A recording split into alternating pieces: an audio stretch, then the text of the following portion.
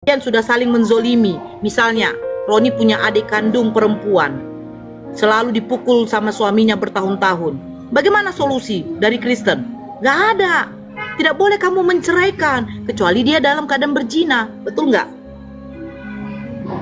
Di dalam Islam diatur, dek. Allah itu membenci perceraian, tetapi dihalalkan. Karena hukum yang dibuat kepada manusia itu harus adil bagi manusianya. Harus adil. Contoh, saya memilih Roni misalnya sebagai suami saya. Tetapi Roni tidak bersikap baik kepada saya. Saya tidak dinafkahi, saya dipukul, Roni berjudi. Terus bagaimana saya yang menginginkan kebahagiaan? Saya meminta kepada Allah diberikan laki-laki yang bisa menjadi imam saya. Oh, nggak ada solusinya di dalam Bible kau. Kalau orang yang bisa bercerai itu kalau itu dia berzina, baru bisa bercerai. Solusinya bagaimana? Silahkan kamu bercerai. Allah akan menggantikan laki-laki yang buruk ini menjadi laki-laki yang baik. Makanya dikatakan di dalam Al-Quran, laki-laki yang baik akan mendapatkan perempuan yang baik. Jadi semua ada, deh. Aturan syariat di dalam Al-Quran itu ada. Itu untuk siapa? Untuk manusia.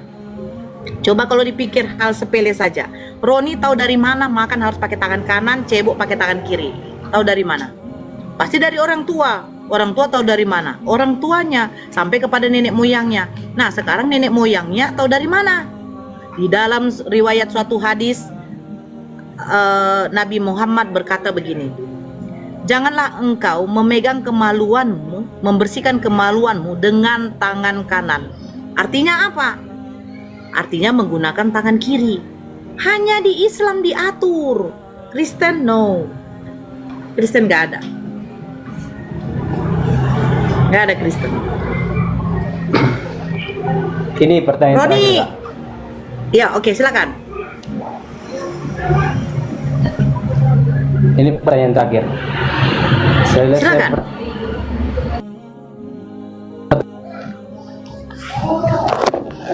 Selesai pertanyaan satu ini, apabila tepat jawaban kakak, Iron Room. Lanjut. Silakan, dek. pertanyaannya kepada kakak sendiri ya. Apakah kakak dijamin masuk surga?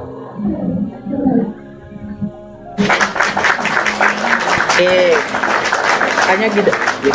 Oke. Ya, pertanyaan bagus. Ya, saya jawab nanti itu Faruk nyambung ya.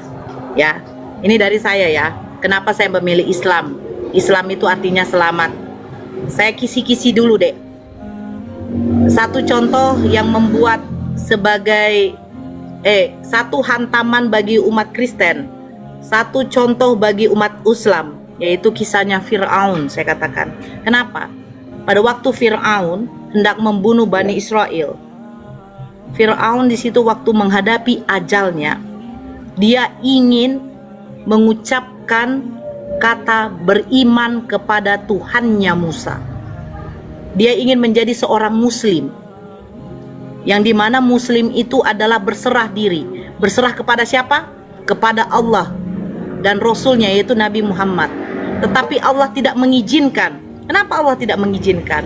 Allah membuat contoh dari Fir'aun ini untuk manusia setelahnya, untuk manusia kedepannya, yaitu kita. Saya kenapa katakan sebagai tamparan bagi umat Kristen? Karena Fir'aun saja yang sudah menyatakan dirinya adalah Tuhan, ya, itu tidak diterima tobatnya, karena dia sudah sangat durhaka dan zolim kepada Allah. Dan Fir'aun saja yang sudah sebegitu durhakanya meyakini bahwa beriman kepada Tuhannya Musa bisa selamat.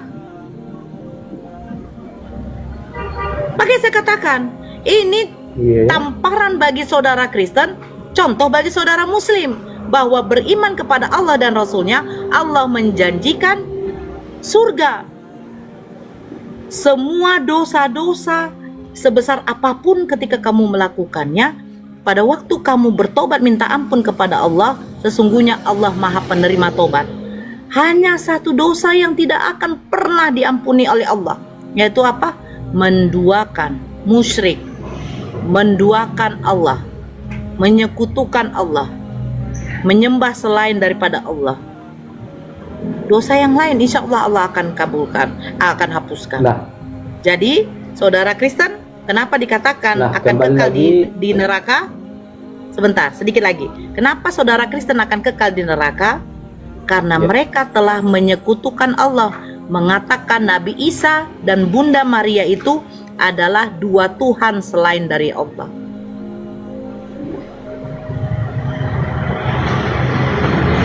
nah, kembali ke pertanyaan yang tadi ya. Apakah Ya. kakak pasti masuk surga? Yes, Pasti, pasti. pasti. Saya sudah katakan Allah menjanjikan kepada orang-orang yang bertakwa dan beriman kepada Allah dan Rasulnya. Ini Saya tadi bisa sudah katakan, Dek. Aku paparkan sedikit ini toh. Aku paparkan Ya, ini sedikit. silakan.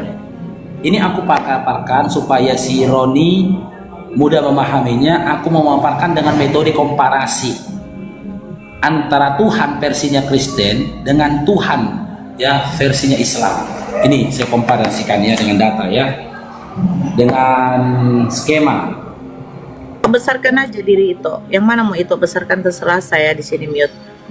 Mudah-mudahan Roni paham ya, Dek ya. Ini mungkin seutuhnya aku besarkan aku ya biar Ya, kalian bisa, paham Pak. besar ini datanya. Mudah-mudahan paham. Nah ini baru kali ini aku diskusi seserius ini teman-teman ya. Bentar ya, kita komparasikan data, penuh dengan data ini.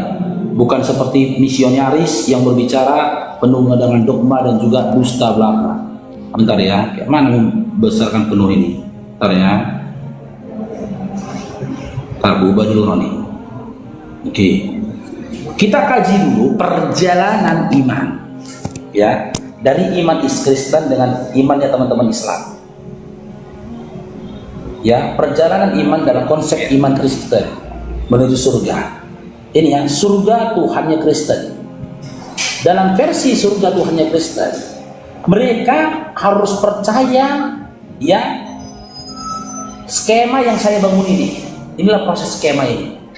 Yang pertama yang mau saya sampaikan, di mana skema ini ya ribet, menunjukkan sejatinya Tuhan itu bukan maha kuasa, tapi lemah. Karena apa? Untuk mendapatkan surga dalam iman teman-teman Kristen, mereka itu harus percaya Tuhan itu lahir.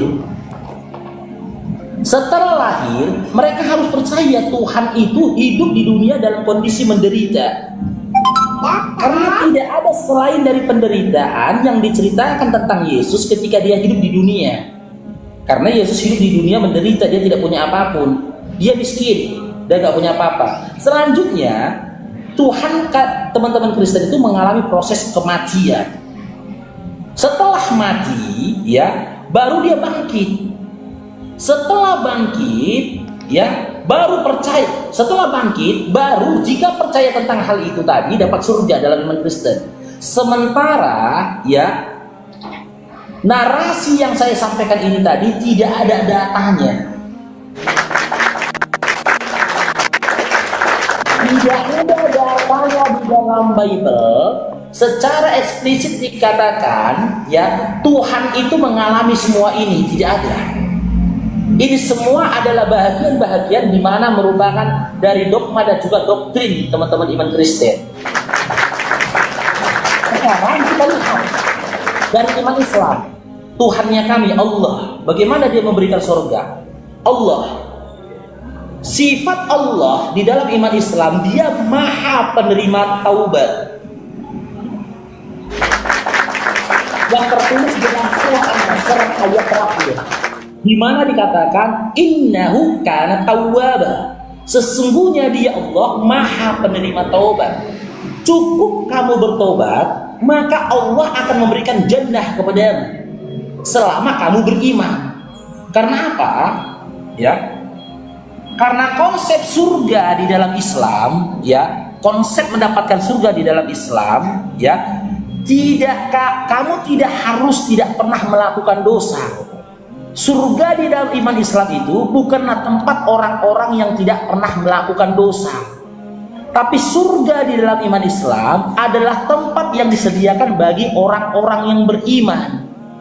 Selama kamu beriman kepada Allah, tidak menyekutukan Dia dengan apapun, tidak menghadirkan tandingan-tandingan Tuhan-Tuhan lain bagi dirinya, maka kamu layak memasuki surga. Kuberikan analogi kepada Shironi. Ini analogi. Seandainya kamu tinggal di Indonesia ini, seandainya kamu melakukan sebuah tindakan kriminal dan kamu diberikan hukuman penjara selama 2 tahun, setelah keluar dari penjara, apakah kamu masih warga negara Indonesia?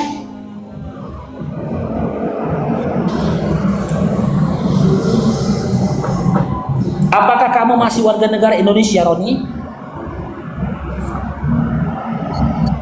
Masih, Bang. Masih. Itu jawaban yang betul. Karena apa? Terlepas dari kesalahanmu, kriminal yang kau lakukan, kau masih warga Indonesia. Tapi ketika kau makar kepada negara Indonesia, kau makar kepada kepemimpinan Bapak Prabowo, kau hadirkan presiden-presiden lain selain Bapak Prabowo di negeri ini, terus kau ditangkap, apakah kau masih dianggap warga negara Indonesia? Pastinya tidak, kan? Karena kamu dinyatakan pemberontak. Iya. Tidak, karena kau sudah menghadirkan presiden lain selain Bapak Prabowo. Gak pantas lagi kau dikatakan warga negara Indonesia. Begitu juga lah konsep surga di dalam Islam. Tuhan kami itu maha kuasa.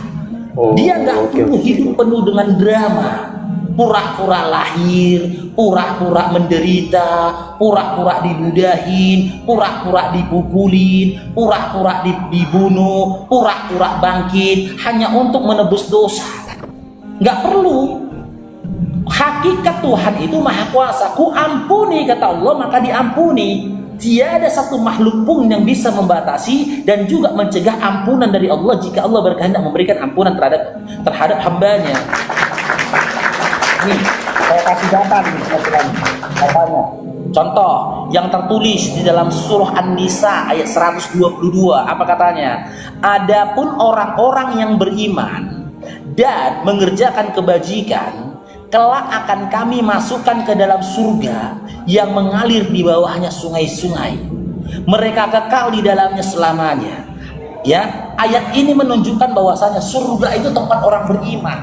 Kenapa surga itu harus tempat orang beriman? Karena tidak ada yang bisa menjamin. Allah yang menciptakan kamu, Roni. Allah tahu dalam dirimu itu ada hawa nafsu. Tak mungkin kau hidup di dunia ini tak melakukan dosa, nggak mungkin. Dan apa yang kau sampaikan ini ya terdapat di dalam sebuah hadis di mana dikisahkan Nabi Muhammad SAW menceritakan ketika malaikat itu melaknat manusia karena dia lihat manusia itu melakukan dosa. Lalu Allah berkata kepada malaikat, tak mudah untuk menjadi manusia, katanya. Inilah kisah yang terjadi di Babilonia ketika cerita tentang Harut dan Marut yang diturunkan di Babilonia mengajarkan sihir. Gitu loh. Dia diuji, terus dibilang Allah, diuji malaikat ini menjadi manusia. Ketika dia jadi manusia, dia lakukan dosa. Dia berzina. Dia minum minuman keras. Dia membunuh anak-anak. Karena apa? Allah Maha tahu. Manusia ini tak bisa luput dari dosa karena ada kutitipkan dalam diri dia hawa nafsu. Makanya Allah janjikan surga bukan tempat orang yang tidak pernah melakukan dosa, tapi tempatnya orang-orang yang beriman. Berbeda dengan konsep surga teman-teman Kristen. Di mana surga di dalam iman kalian, ya, cukup kalian percaya bahwasanya Tuhan telah menebus dosa kalian. Di mana keadilannya? Kalian yang berzina, Tuhan yang disalibkan. Kalian yang menipu, Tuhan yang menebus melalui darahnya. Kalian yang melakukan perbuatan-perbuatan jahat, Tuhan yang menebus dengan nyawanya. Masuk akal nggak konsep seperti itu, Roni? Enggak juga. Nggak masuk Ya, akal. tanggung jawab kita masing-masing seharusnya, kan? Tidak masuk akal. Kalau Masa memang begitu, apa? Masa aku yang mencuri bapakku yang di penjara? Kan nggak masuk akal. Siapa kan aku? Masa kamu yang mencuri bapakmu yang di penjara? gitu loh. Tapi konsep yang benar, ketika kamu konsep yang benar tuh begini harusnya kan, ketika kamu yang mencuri, kamu yang minta ampun, kamu yang diampuni, setuju? Setuju. Setuju, itu Saya konsep yang kemarin Islam. sudah saya sendiri gitu. Itu konsep Islam, bukan konsep di dalam iman Kristen. Tapi sebenarnya Roni, seperti yang disampaikan oleh teman-teman sekalian, Yesus anak Maria nggak pernah mengajarkan hal itu, Roni. Yesus anak Maria, dia bertuhan. Siapa Tuhan dia? Matius 11:25, Bapak Tuhan dia. Lukas 6 nomor 12, Matius 26 nomor 36 sampai 39. Sekarang coba kita kaji, Yesus itu Islam apa Kristen? Kita kaji, boleh ya? Boleh ya? Kami umat Islam di dalam surah Al-Ikhlas diperintahkan hanya menyembah dan meminta kepada Tuhan yang Esa. Qul huwallahu ahad. Katakanlah Tuhan Allah itu Esa. Qul huwallahu ahad, Allahus samad. Allah tempat meminta. Lam yalid wa lam yulad wa lam yakul lahu kufuwan ahad. Dia tidak beranak dan tidak diperanakan, dan tiada yang setara dengan dia. Poinnya di situ, kami menyembah kepada Tuhan Allah yang Esa, tempat meminta kami hanya kepada Allah yang Esa. Coba kita lihat Yesus di dalam Markus 12:29, dia berkata, dengarlah wahai Shema Israel, Tuhan Allah kita. Dia berkata kita, Tuhan Allah kita, Tuhan itu Esa. Adanya kata di sini. Kalau kata-kata kita itu kan ikut dia. Gimana? Kalau kata-kata kita itu kan dia pun ikut juga. Ikut juga. Ada kata kita. Ikut juga. Berarti kan Yesus itu bertuhan kepada Tuhan Allah yang Esa. Umat Islam bertuhan kepada Tuhan Allah yang Esa. Teman-teman Kristen bertuhan kepada Yesus. Bahkan ada yang memiliki konsep Tuhan Tritunggal. Sekarang saya tanya, dari penjabaran yang pertama tadi, Yesus itu Islam apa Kristen?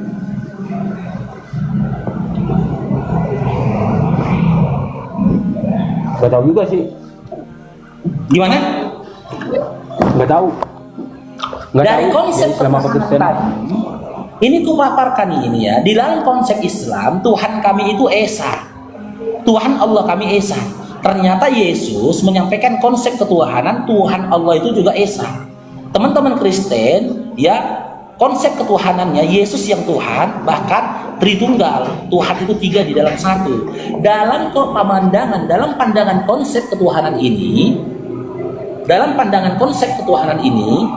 ya, Yesus itu mendekati Islam atau mendekati Kristen? Ikro. Hah? Mendekati Ikro dia. Mendekati Islam bukan? Iya, mendekati Islam. Mendekati Islam.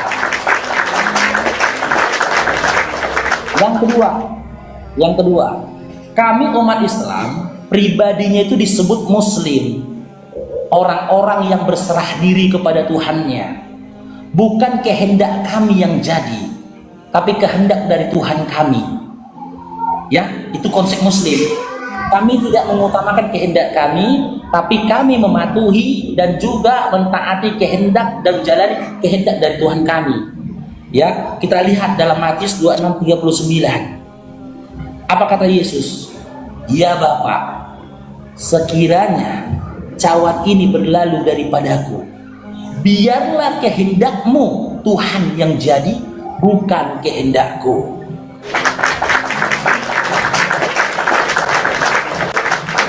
Dari pemaparan konsep Muslim, setiap pribadi yang berserah diri kepada Tuhan, ya, yang mendekati Muslim, yang mendekati sifat Yesus yang Muslim, Islam apa Kristen? Islam. Yang selanjutnya, yang ketiga, ya, di dalam kitab Matius 4 dari nomor 1 sampai 10, Yesus dikisahkan menjalankan puasa. Yesus berpuasa. Sekarang saya tanya, zaman sekarang ini yang menjalankan ibadah puasa masuk ke dalam ranah ibadah wajibnya berpuasa, Islam apa Kristen? Islam sih, setahu saya tiap tahun. Islam. Tiap tahun. Yang keempat, kami umat Islam diperintahkan sujud, hanya menyembah kepada Tuhan Allah kami. Lukas 4 nomor 8, Matius 4 nomor 10, apa kata Yesus? Hanya kepada Tuhan Allahmu sajalah kamu menyembah. Sekarang saya tanya, dari Islam sama Kristen, siapa yang menyembah kepada Tuhan Allah? Sementara kita tahu teman-teman Kristen menyembah kepada Yesus, bahkan ada yang menyembah kepada sosok Tuhan Tritunggal. Dari konsep pemaparan dan perintah untuk menyembah, Yesus itu mendekati Islam atau mendekati Kristen? Mendekati Islam. Islam. Yang kelima, di dalam Al-Quran kami diperintahkan untuk bersujud kepada Tuhan kami. Sementara di dalam Matius 26 nomor 39, Lukas 6 nomor 12, Yesus pun berdoa bersujud kepada Tuhannya. Berdoa bersujud kepada Tuhannya. Sementara saya pernah dengar. Iya, sementara teman-teman Kristen setiap ibadahnya tidak pernah ada gerakan sujudnya. Mereka hanya nyanyi-nyanyi, tepuk tangan, bahkan terkadang terkesan joget-joget. Sekarang saya tanya, dari tata cara ibadahnya Yesus yang sujud, Yesus itu mendekati Islam apa Kristen? Mendekati Islam. Islam. Lalu kita ke poin utama, Yohanes 17 nomor 7, nomor 3. Inilah hidup yang kekal itu, bahwasanya mereka mengenal Engkau satu-satunya Allah yang benar, dan Aku Yesus yang telah Engkau utus. Di situ kita bisa dapat poin narasinya. Untuk mendapatkan hidup yang kekal yang dikatakan oleh Yesus, kita harus mengakui satu-satunya Allah yang benar, dan Yesus adalah utusan. Yang beriman kepada Tuhan Allah, yang beriman kepada Tuhan Allah satu-satunya yang benar, dan Yesus kami pandang sebagai utusan. Islam apa Kristen? Islam. Islam. Berarti hidup yang kekal yang diajarkan dan disampaikan oleh Yesus mengarah kepada Islam apa kepada Kristen? Mengarah Islam sih. Kepada Islam.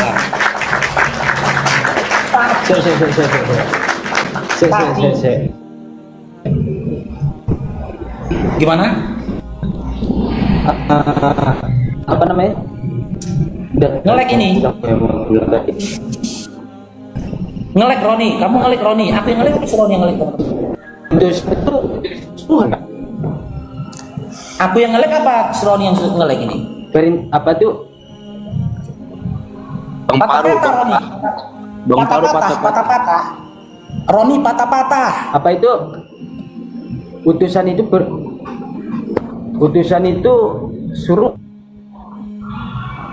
Patah-patah loh. Roni yang ngelek kan?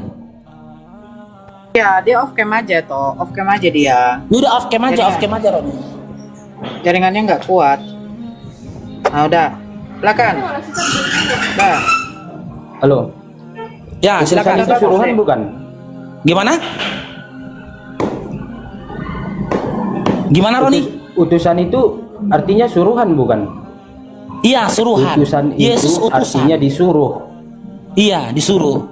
Oh begitu. Siapa yang menyuruh Yesus? Berarti selama ini saya di jalan yang sesat dong. Nia. Jalan yang salah. Tapi Roni, ketika kau imani Yesus itu sebagai utusan, kau juga harus siap menelan sebuah kepahitan.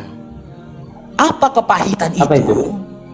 Yesus itu diutus hanya untuk domba-domba yang tersesat dari Bani Israel. Dia hanya untuk umat Israel. Maka